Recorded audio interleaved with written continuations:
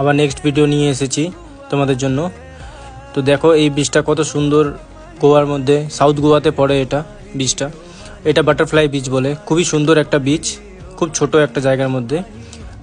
Golden বিচও বলে এটাকে। সুন্দর নীল জল দেখা যায়, দেখতেই পাচ্ছ দুদিকে পাহাড়, পাহাড়ের মাঝখানে বিচটা আছে।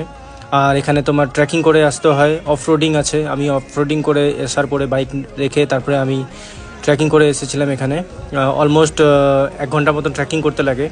আর এখানে তোমাদেরকে যদি তোমরা আসতে চাও তাহলে আমি এটাই বলবো যে তোমরা এখানে খাবার নিয়ে এসো, কারণ কি এখানে কোনো খাবার পাওয়া যায় না।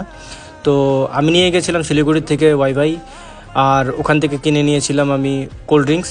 সো ওখানে বিচের মধ্যে বসে আমি সুন্দর নাজারার ভিউ নিয়েছি আর মজা করেছি। তোমরাও যেতে পারো, এটা একটা হিডেন ডেস্টিনেশন গোয়ার মধ্যে, কাপলসদের জন্য খুব সুন্দর একটা বিচ, তোমরা যেতে পারো এখানে। তো লাইক কমেন্ট শেয়ার করো ভিডিওটাকে। Thank you.